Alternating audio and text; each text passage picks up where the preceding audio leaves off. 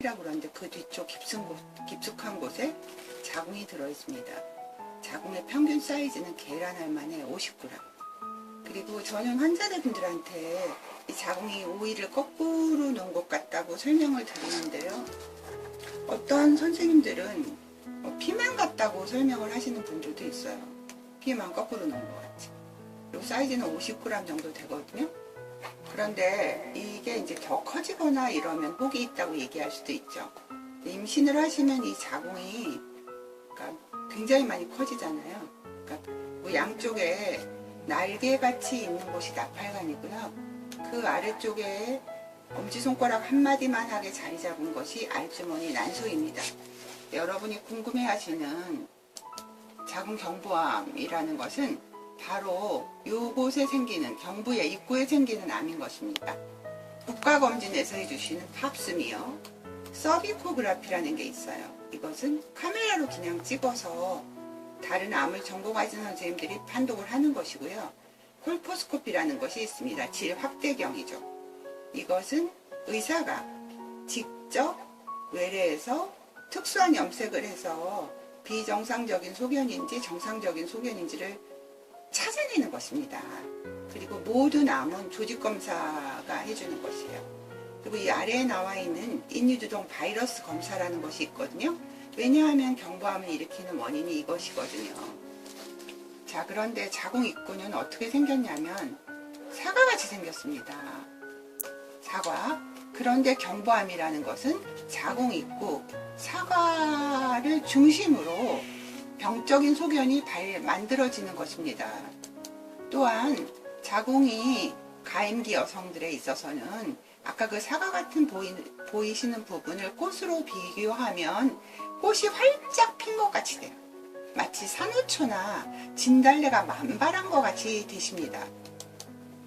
자, 자궁 경부를 확대경 소견으로 보았을 때 사과 같은 내 얼굴 예쁘기도 하지요.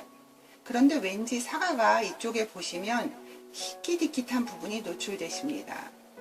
그런데 비정상적인 확대경 소견은 여러 가지 소견이 있어요. 패여 있는 부분도 있고 이렇게 하얀 부분도 있고 하얀 부분이 갈라져 있는 부분도 있습니다. 그래서 모든 암이라고 진단되는 것은 경부암, 여기 생기는 암인데요. 대부분, 그러니까 모든 암은 1번은 수술이에요. 그런데 광범위 자궁 적출술이라는 것은 뭘 의미하냐면 자궁 주위에 있는 림파선을 같이 떼는 것이에요. 그런데 과거에는 이 수술을 할 때 아래 위로 개복을 하고 배꼽을 이렇게 주위로 또 개복을 했습니다. 그러고 나서 의학이 발달되면서 이렇게 아래쪽으로만 라인이 들어갔었죠. 그 이후에 지금은 다 복강경 수술로 합니다. 배를 개복하지 않아요. 암 수술이다 할지라도. 그런데 암이 경부에만 국한돼 있을 때를 1기라 그러고 2기는 조금 옆쪽으로 퍼져나갔죠. 3기는 조금 더 많이 퍼진 걸 말하는 것입니다. 4기는 이 암 세포가 다른 곳으로 이동됐어요. 폐라든지 뭐 척추 이런 곳으로. 네, 그래서 일단 암수 치료는 1번은 우리가 꽃으로 말하면 비정상적인 자풀이거든요. 그러니까 이렇게 뽑아낸다 그럴까요? 그게 치료의 1번이에요. 그래서 그것을 광범위 자궁 적출술이라고 얘기합니다. 그리고 방사선 치료는 그러니까 경부를 중심으로 방사선을 주사하는 것인데요.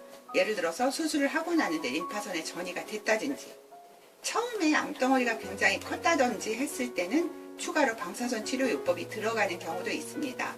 화학요법이라는 게 바로 항암제를 얘기하는 것입니다.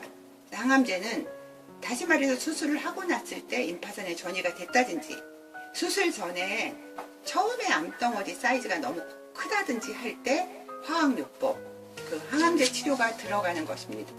경부를 보았을 때 비정상적인 소견이죠.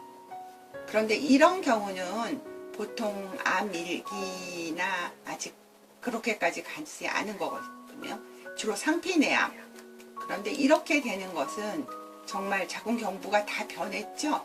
이런 경우에는 수술로 광범위 자궁 적출술로 진행돼야 되는 것입니다. 그런데 암으로 되기 전에 아주 미세한 변화가 있을 때, 암 전 단계, 그러니까 외래에 가셨을 때 비정형 상피 세포가 보인다. 경도 이형증, 중등도 이형증, 고도 이형증 이렇게 이야기를 들으셨을 때는 자궁을 띄는 것이 아니라 이 자궁 입구에 사과같이 생기는 부분만 국소적으로 절제하는 시술이 있습니다. 원추 절제술, 일명 아이스크림 수술. 원뿔 모양으로 이곳을 제거하는 것이죠. 그 제거하는 이유는 뭐냐면요, 바이러스가 바로 여기만 좋아하거든요. 그래서 좋아하는 땅을 없애버리는 것이죠. 보통 수면 마취하에서 시행합니다. 그리고 통증은 없어요. 하는데 걸리는 시간은 짧게는 뭐 5분 정도 오르면 끝나는 경우도 있고, 산부인과에 가시면 마치 이렇게 오리잎 같은 것이 안으로 들어가게 되거든요. 그러면 그 오리잎 같은 것 중심에서 빨간 사과가 딱 보여요. 그것은 자궁 경부입니다. 그래서 그 부분을 중심으로, 여기를 중심으로 암이 시작되는 것이거든요. 그래서 암 전 단계이거나 전암 단계인 경우에는 여기만 도려내는 시술입니다. 일명 아이스크림 수술, 원추 절제술이라고 하는 거죠. 아까도 말씀드렸지만 제거하는 원인은 주로 바이러스가 여기만 좋아하거든요.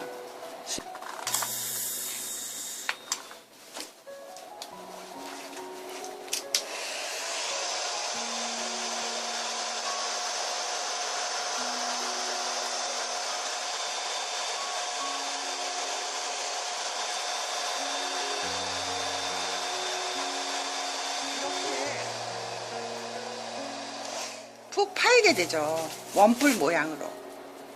그래서 간단히 끝나는 경우도 있고요. 혹시 이제 하고 나서 출혈이 되거나 이런 경우에는 지혈을 시키느라고 좀 시간이 걸리는 경우가 있습니다. 이것이 치료가 되는데 한 달 동안 맨 처음에는 누런물이 나오고, 중간에는 좀 피가 나오고, 그 다음에는 약간 노리끼리한 물이 나옵니다. 그리고 이것이 완치되는 데는 한 달이 걸립니다. 그래서 다시 한 달 후에는 아까 보여드린 것 같이 사과 같은 모양으로 자리를 잡게 되는 것입니다. 그래서 이렇게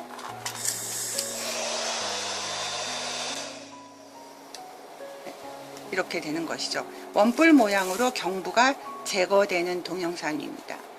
일상생활 가능하고 통증은 없고 주로 수면 마취하에서 하고 해야 되는 환자들은 주로 저암 단계죠. 만약에 이제 암 전 단계, 경도 이형증, 중등도 이형증, 고도 이형증 경우에도 그 젊은 여성인 경우에는 추적 관찰을 하는 경우도 있어요. 왜냐하면 여기가 출산할 때 아기가 이곳을 통해서 나오거든요. 그리고 절대적으로 교과서적으로 꼭 필요한 경우에만 이곳이 제거가 되는 것이죠. 원추 절제술, 아이스크림 수술입니다. 보통 입원 치료는 필요 없고요. 아주 드물게 출혈이 있어서 입원 치료가 필요한 경우도 있고요. 환자들은 무슨 시술을 하시고 나서 출혈이 되거나 이랬을 경우에 뭔가 좀 잘못됐나 이렇게 생각하실 수 있는데요.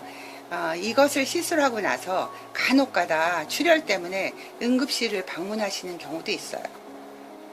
그렇지만 대부분이 한 달이 지나면 원래의 세포, 사과 모양으로 돌아가는 것입니다.